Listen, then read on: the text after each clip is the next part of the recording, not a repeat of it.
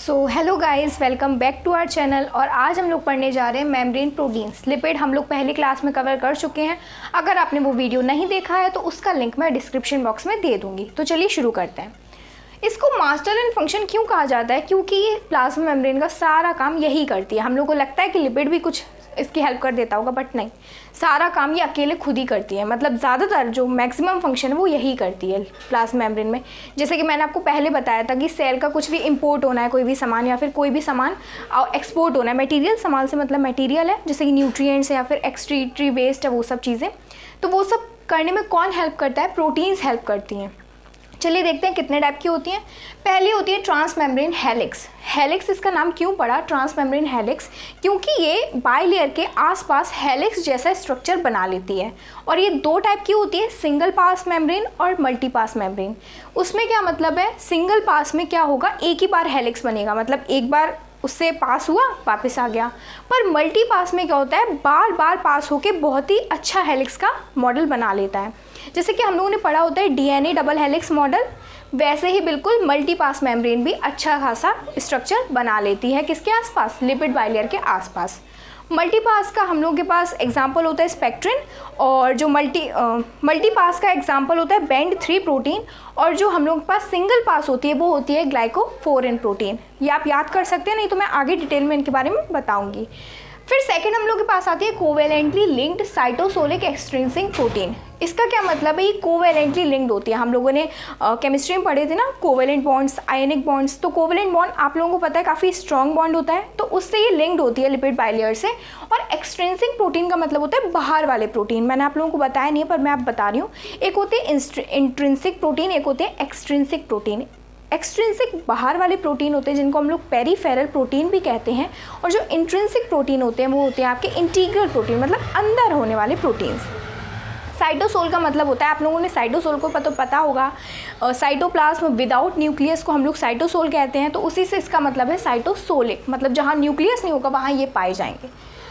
Covalently linked non cytosolic extrinsic protein, ये covalently link तो होते हैं पर वहाँ होते हैं जहाँ पे न्यूक्लियस भी हो। मतलब ये नहीं है कि हम लोग को न्यूक्लियस नहीं चाहिए जैसे इसमें नहीं चाहिए, इसको तो न्यूक्लियस अच्छा लगता है ना।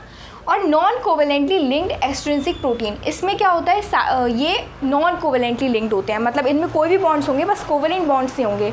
तो समझ लो ये सबसे हल्के बॉन्ड से जुड़ा हुआ होगा। और वैसे ये, क्योंकि हेलिक्स में हम लोगों ने पढ़ा था हाइड्रोजन बॉन्ड्स बनते हैं, ATGC पढ़े थे, नाइट्रोजनस बेसिस, उसमें तो वो बनते हैं डीएनए हेलिक्स में, इसमें हाइड्रोजन बॉन्ड्स बनते हैं। ये दोनों काफ़ी अच्छी तरह बॉन्ड बनाते हैं। तो हम लोग इन दोनों के बारे में डिटेल स्टडी करते हैं।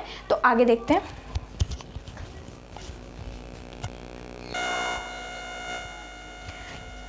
तो हम लोग आगे देखते हैं, आगे कौन कौन सी प्रोटीन आ गई। 3 रिप्रेजेंटेटिव मेम्ब्रेन प्रोटीन्स, मतलब हम लोग, आपने नहीं देखा है पिछला वीडियो तो उसको ज़रूर देख लें जाके। उसमें हम लोगों ने देखा था कि हम लोग प्लाज्मा मेम्ब्रेन को आइसोलेट करके कैसे स्टडी करते हैं। तो वो एक्सपेरिमेंट हम लोगों ने RBCs में किया था। तो ये जो मेम्ब्रेन वाली प्रोटीन्स हैं वो भी हम लोग RBCs में ही पढ़ेंगे, ताकि सिमिलर हों चीज़ें। कहीं अगर कोई दूसरा सेल ले लिया तो हम लोगों ने लिपिड बाइलेयर किसी और का पढ़ा था, प्रोटीन्स हम लोग किसी और के पढ़ रहे हैं, तो वो चीज़ सही नहीं होगी ना, फिर हम लोग पढ़ भी अच्छी तरह नहीं पाएंगे। तो इसमें जो होती है ना 15 टोटल प्रोटीन्स होती हैं जो भी लिपिड बाइलेयर में जुड़ी होती हैं किसी भी सेल के अंदर। पर इसमें से जो होती हैं 3 बहुत ही ज़्यादा इंपॉर्टेंट होती हैं, और वो पूरा टोटल अमाउंट 60% कवर करती हैं सेल का। तो ये काफ़ी इंपॉर्टेंट होती हैं। देख लेते हैं, स्पेक्ट्रिन, ग्लाइकोफोरेन और बेंड 3, ये 3 प्रोटीन जो होती हैं वो 60% कवर करती हैं किसी भी सेल का। तो देखते हैं, स्पेक्ट्रिन जो होती है वो नॉन कोवेलेंटली एक्सट्रिंसिक होती है। अभी हम लोगों ने पहले थोड़ा टाइप पढ़ा था ये ना, कि नॉन कोवेलेंटली लिंक्ड होती हैं, मतलब इनमें अच्छे बॉन्ड्स नहीं होते हैं, और ये बाहरी प्रोटीन्स होती हैं।